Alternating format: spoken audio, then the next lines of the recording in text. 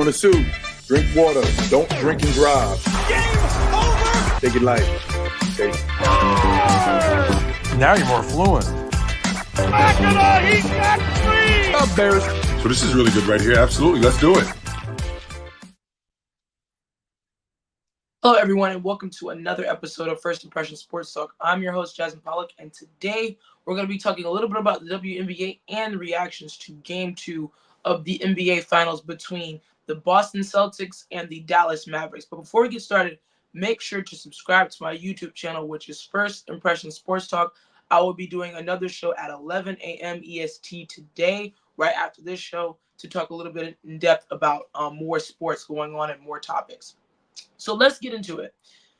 So it's been about 3 weeks since I've been on a show because, I've been traveling and different things like that. But a lot has happened. I was hoping that the Timberwolves would be in this moment, but they're not here. And the Dallas Mavericks came victorious in the Western Conference Finals over the Minnesota Timberwolves in Game 5. And this is a big deal for Luka because it's his first first finals appearance. He's only 25 years old. He's accomplished a lot of great things, and now he's at this moment of, maybe getting his first ring. But he is down 0-2 in this series. He has a veteran, Kyrie Irving, who hasn't really gotten his footing going in this series. So we're going to get into just Game 2 of today. So I watched Game 2 last night, and Dallas came out with a good stride. They came out in a good way, and I think that they missed too many shots. They missed a lot of free throws. I think they missed 7 free throws. And I think that's obviously in the NBA, that is a very big problem because you need to be making your free throws when you get to the line. I also felt like they weren't rotating the ball correctly. I saw a lot of times, like Kyrie is, they're just discombobulated a lot of the times. And I felt like they missed a lot of shots when they had a lot of open looks. They missed a lot of shots and they were kind of playing sloppy and turning the ball over. But Boston didn't look as good to me either. They made more shots. They did what they needed to do to win Game 2. But for me, the biggest takeaway is Kyrie Irving. When you have, let's look at this. Luka had 32 points. Kyrie only had 16.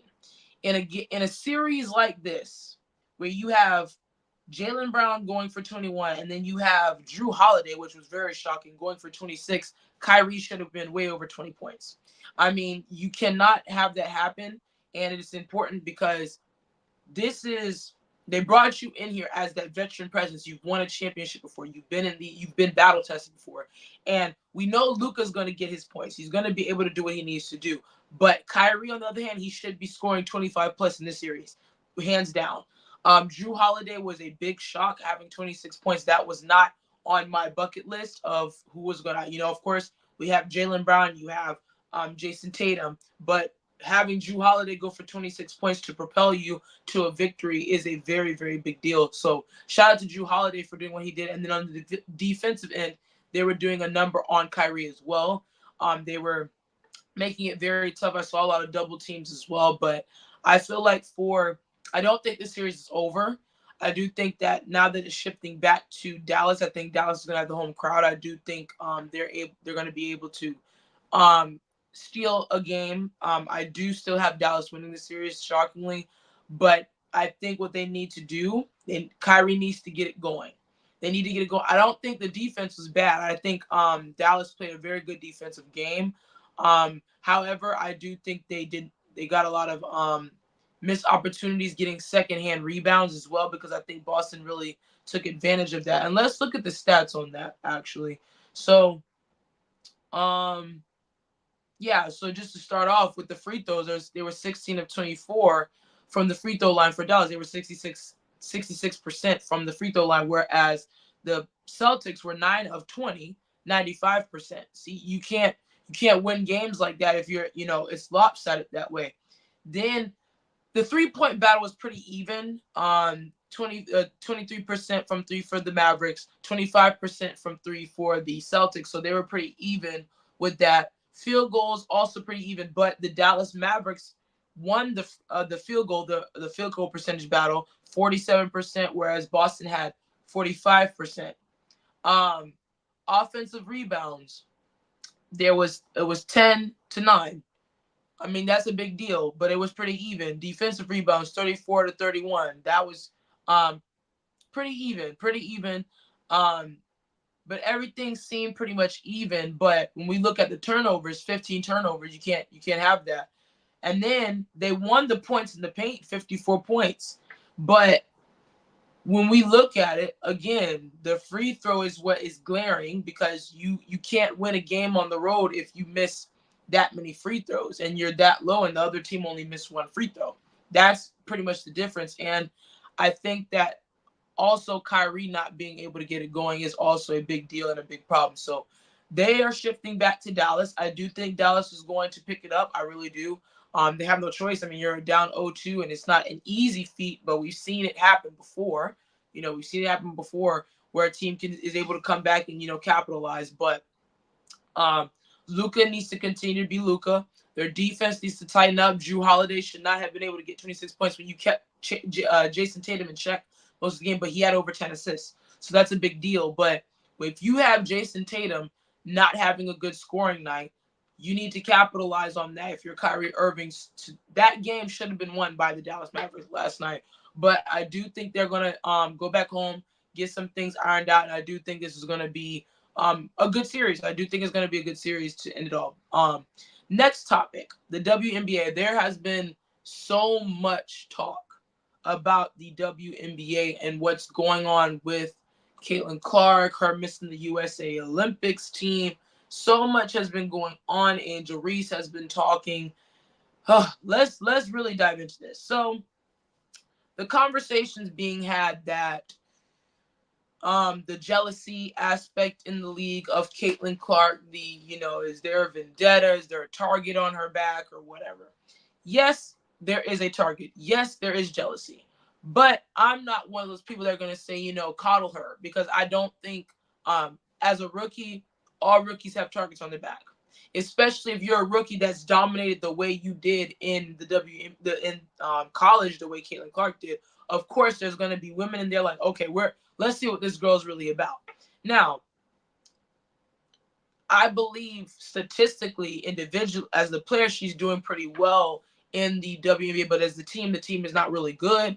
But that has a lot to do with a lot of things. That's just not solely on her while they're, where they are. Obviously, they've had the back-to-back number one picks back-to-back years. So obviously the Fever is trying to build a team to get back to winning, to get to a winning culture and a winning status. When you get a Leah Boston, when you get a Caitlin Clark back-to-back years, the expectation is to start accumulating wins over time. But I do think there is hatred in the league, 100%. That's just what happens. That is just what happens in sports, and anything of sports where you have a guy or a girl come in who has dominated in the league, who has been phenomenal in not in the league, but in college, who's did their thing in college.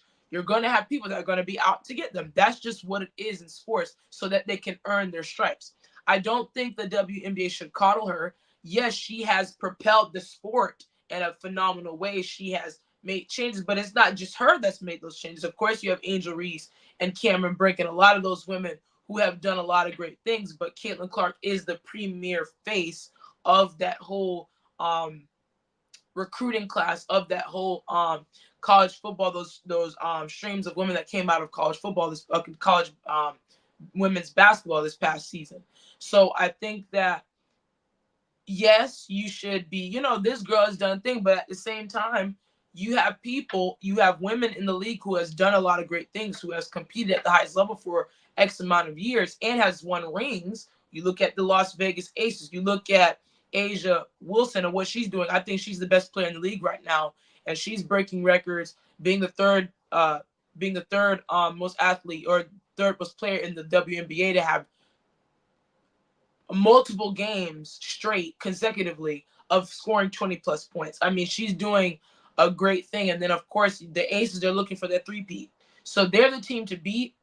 A'ja Wilson, she is the best player to me in the league. And I don't think that I do think that's being overshadowed by this whole Caitlin Clark hatred bubble thing. But here's the thing.